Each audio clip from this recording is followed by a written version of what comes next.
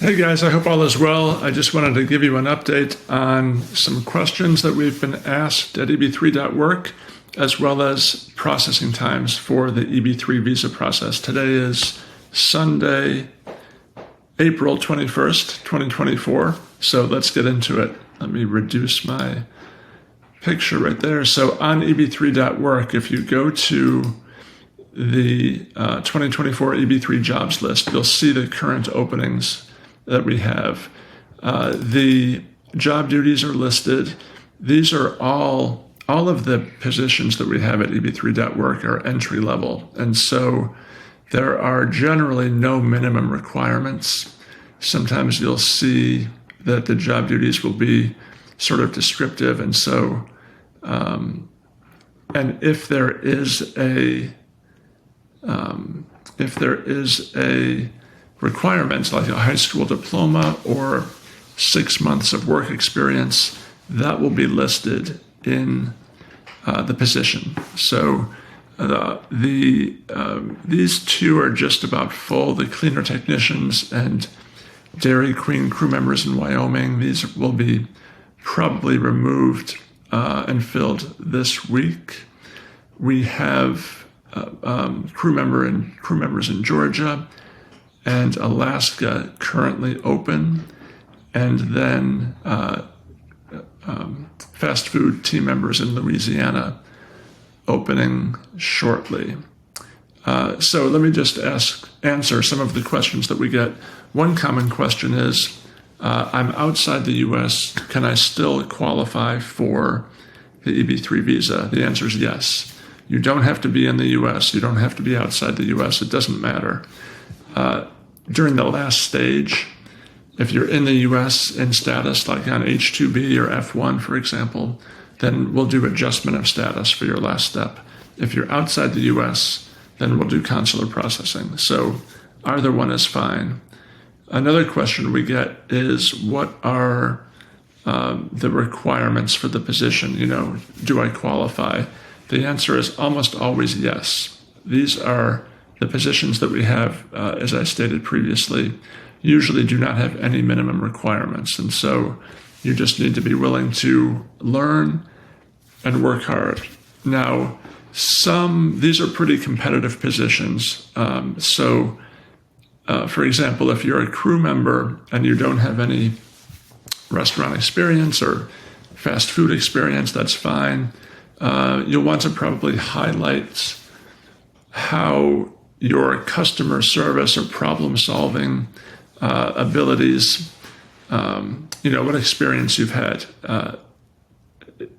in customer service.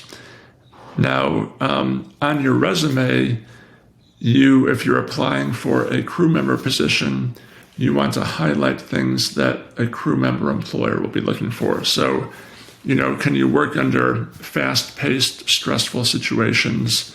Is your English clear? Do you work well with other team members in a fast-paced environment? Do you have good customer service skills and experience? And maybe you can share situations like that on your resume. So those are the two big questions. Let's move on to the processing times. I'm just going to share my screen. The PERM, which is the first step, you can go to the flag system. You can simply Google PERM processing times and then look for flag.dol.gov. Click that. The first section is the prevailing wage. You want to skip past that. Let me shrink myself here. All right. And then you want to get to the PERM processing times. This was just updated about 3 weeks ago. And they are processing March 2023 cases that were filed. PERM cases that were filed in March 2023. So it's still about 12, 13 months for PERM right now. Second step, the I-140. You can Google I-140 processing time. Make sure you get to egov.uscis.gov. That's the correct link. And then under form, you'll select I-140. Under category, for us, it's EB3, unskilled worker. That simply means that the requirements are less than 2 years. and like I said, in our case, mostly no experience required. The default, click Texas for the default for regular processing. And so 80% of cases are completed within 8 months. This is what we're seeing in our office as well. Anywhere from 3 to 8 months for regular processing, usually closer to 4, 5, 6 months. So right now we're not seeing a need for premium processing.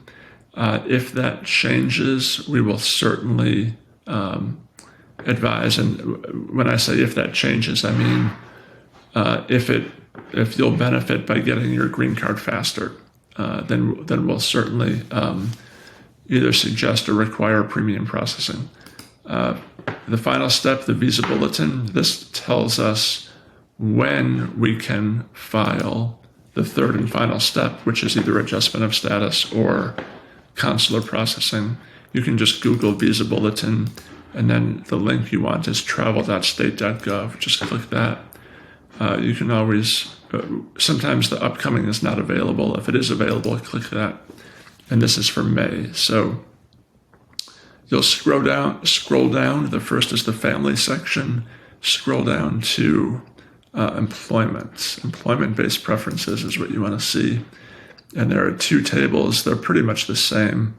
We're looking at the first column and the other workers row. So we're looking here. So what this means is that, actually, let me show you one final bit of information. So you click that little link, and it tells you which chart to use. So for May, final action dates. So let's go back, and we're going to do, we have a choice of dates for filing or final action. Final action dates. It told us to use final action dates, so we'll use this one. So what this means is that if your PERM was filed before October 8th, 2020, then you are about to get scheduled for your consular interview, or you can file adjustment of status.